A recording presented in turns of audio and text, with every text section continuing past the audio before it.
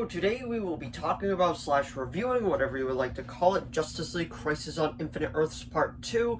I recently just did an unboxing video for this and I got a chance to watch it, so I figured I might as well do a review video for it. If you saw this movie, let me know what you thought of it down in the comments below. Did you like it? Did you love it? Did you hate it? I'm going to give you the things that I did like about this film. I'm going to give you the things that I didn't like about this film, and there will be some spoilers kind of sprinkled in throughout this entire review, so if you haven't seen this movie yet, that is your warning. And if you are curious, I already did do a review video for part 1, so if you're curious in that, definitely check that out. And when part 3 comes out, I will be doing a review video for that as well. But anyway, without further ado, shall we begin?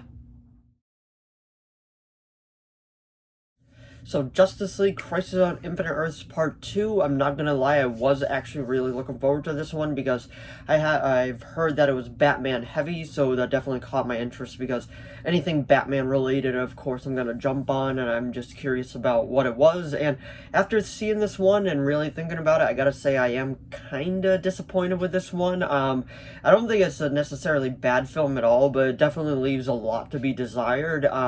Between the two so far, I definitely like Crisis Part 1 better than this one, but Part 3 really does have my interest and could possibly actually be the best part out of all three of these.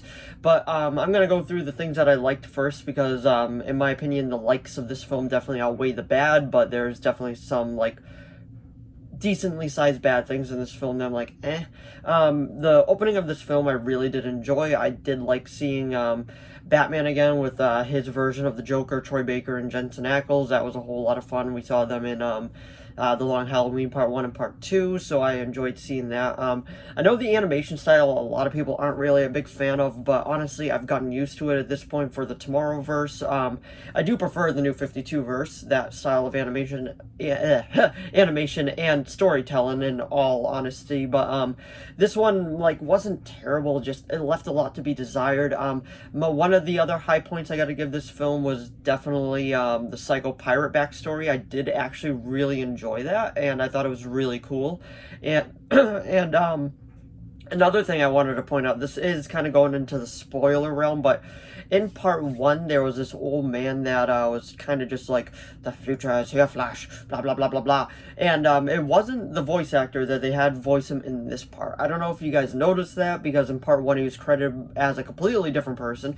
And then when we got to this part, it was kind of blatantly obvious who it was. I didn't get it right away. My friend actually pointed it out first, but when we actually got to it and we realized it was in fact that actor who's played him in everything else and was part of the New 52-verse, and if I follow this right, it is the same character from the New 52-verse that got sucked into the Tomorrowverse, and that is in fact John Constantine.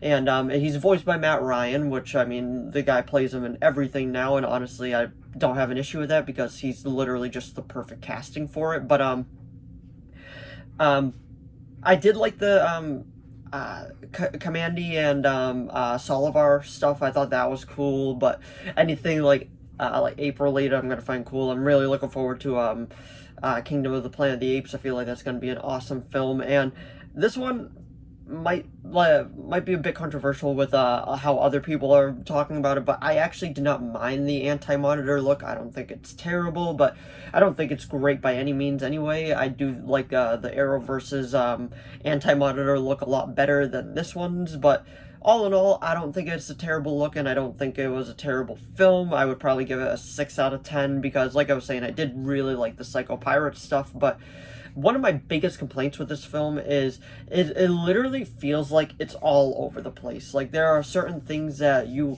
have to see Part 1 to understand parts in this, because Supergirl is Harbinger in this one. It's not Lila. I know that was kind of just done for Crisis and all that, the Arrowverse's Crisis, but there are just certain points in this where I'm like, okay, so this takes place after what we saw in Part 1, and it's just kind of like mind-boggling. I'm like, why can't you just tell the story in order? Like, I don't mind doing some of the work and trying to put the story together myself, but it's just like, why can't you just put it in order. And I do know that this one was rumored to be Batman heavy, and Batman is even on the cover and the spine of this one, but honestly, it is not that Batman heavy. He is not in it for a whole lot of time. He does have some time to shine in this, but he is definitely not the focal point.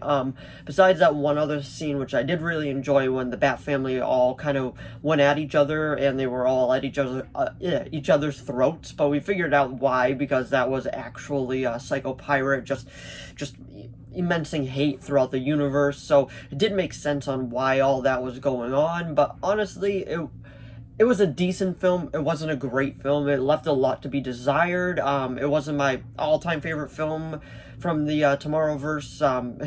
In all honesty, it might be my least favorite, but I don't know yet. I gotta kind of go back and look at all of them. And once part 3 comes out, and I'll do an unboxing, and then I'll do a review video for it, I'll probably do a video ranking the entire Tomorrowverse movies all together. But anyway, like I was saying, this movie for me is a 6 out of 10.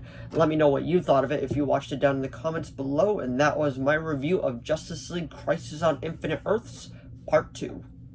So if you enjoyed this video, please give it a like and a subscribe so I know to keep making more of these. If you have any video requests, please leave them down in the comments below. I'll do my best to reply. As of now, I have a few video requests and those are being made, but if you do have any others, just let me know. As long as within my capability of making it, I will be making it. And like I said, if you saw Justice League Crisis on Infinite Earths Part 2, let me know what you thought of it down in the comments below. Did you like it? Did you love it? Did you hate it? Did you think it was just okay? Because I am kind of curious what other people thought of this film, and between the two, let me know which one you liked better, Part 1 or Part 2. But anyway, thanks for watching as always, and I'll see all of you in the next video.